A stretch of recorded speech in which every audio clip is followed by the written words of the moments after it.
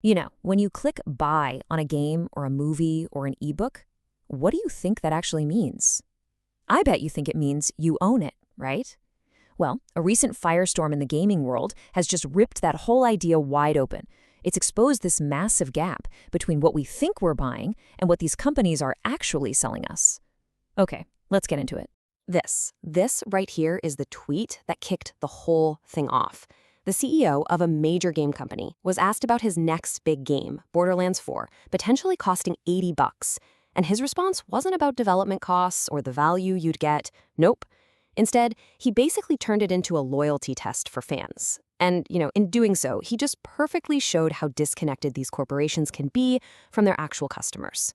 So yeah, the whole controversy really blew up around that potential $80 price tag. With inflation and everything being so uncertain, gamers were pretty reasonably concerned. But the company's response?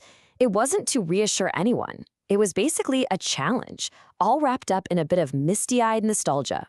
So get this, his justification was a personal story. He said that way back in 1991, he somehow managed to buy an $80 game while working for minimum wage at an ice cream shop. The message was pretty clear, right? If he could do it back then, well then a real fan ought to be able to do it now. It's such a classic move, romanticizing how tough things used to be to justify today's high prices. But here's the thing about that 1991 logic. It just completely ignores the world we actually live in today. Back then, yeah, things were expensive, but people had a lot more disposable income, proportionally speaking. Today, good luck. The cost of just the basics, housing, food, education, heck, even your phone bill, eats up a way bigger slice of the pie. For so many, there are just crumbs left over. That old logic? It just doesn't fly when people are already stretched so thin. But this whole thing isn't just about the price. It's about what you even get for your money. And that, right there, brings us to the real heart of the issue. This was never just about an $80 game. It's about what that money actually buys you in this digital world.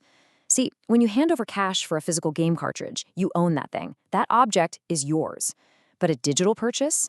Oh, that is a whole different ballgame. Let's be perfectly clear on this. When you click Buy Now on Steam or the PlayStation Store or Amazon Video, you are not, I repeat, not buying the product. What you're actually buying is a digital license. And what is that? Well, it's a limited and, this is the really important part, revocable permission to access the content. The company keeps all the real ownership. They hold all the cards. And the difference is it's night and day. With a physical copy, you get permanence. It's yours forever, or at least until it breaks. You have total control. You can lend it to a friend, you can sell it, you can use it as a coaster if you want. But with a digital license, you get none of that. Your access is temporary, your control is totally limited by some terms of service you probably didn't read, and resale rights, forget about it.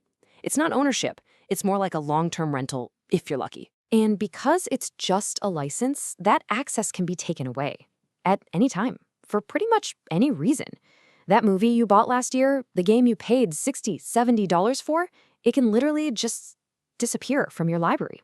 Poof, gone. And look, this is not some far-off hypothetical problem. It is happening right now, all the time. In 2023, Sony just straight up removed a bunch of Discovery TV shows that people had purchased. Gone from their libraries because of a licensing issue. Nintendo shut down its 3DS and Wii U online stores, making hundreds of digital-only games just completely inaccessible. And hey, remember Adobe Flash? They just decided to end support, and overnight, countless games and animations that people paid for became totally useless. The really big, scary risk here is that we're creating a kind of digital dark age. Think about it. Physical books, records, game cartridges, they can be saved by libraries, collectors, just regular people. But our digital culture? It pretty much exists at the whim of a corporate balance sheet. If a company decides it's not profitable to host something anymore, it can be wiped from existence forever. We're talking about huge gaps in our own history, just gone. So with this really fragile state of digital ownership, it's no surprise that there's been a major backlash from consumers.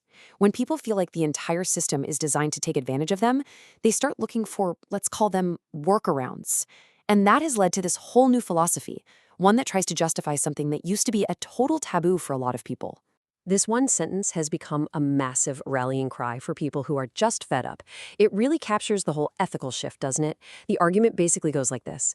If a company refuses to guarantee that you actually own the thing you paid for, well then they've broken their end of the deal. The old rules just don't apply anymore. So what exactly is principled piracy? Well, from this point of view, it's not really about getting stuff for free.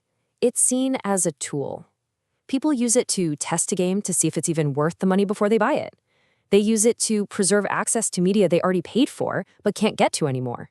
And it's a way to protest super restrictive digital rights management, or DRM, that dictates how you're allowed to use the stuff you bought. So yeah, this whole thing is framed as a kind of digital self-defense.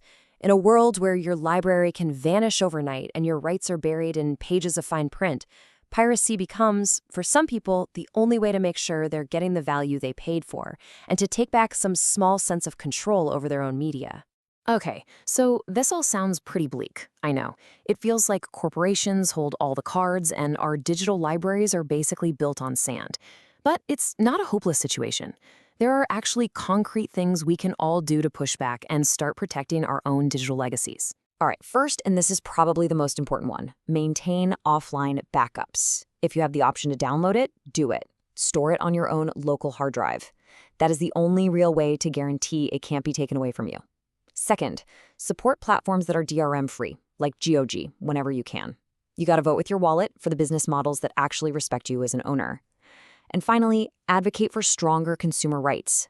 Get behind organizations that are fighting for better laws to protect digital purchases and demand that these companies be more transparent. So this whole mess really forces us to ask a huge, fundamental question. As more and more of our culture, our lives even, move online into these walled gardens controlled by corporations, what does it actually mean to own anything anymore? That line between being an owner and just being a renter is getting blurrier every single day. And ultimately, it's up to us to decide where that line needs to be drawn.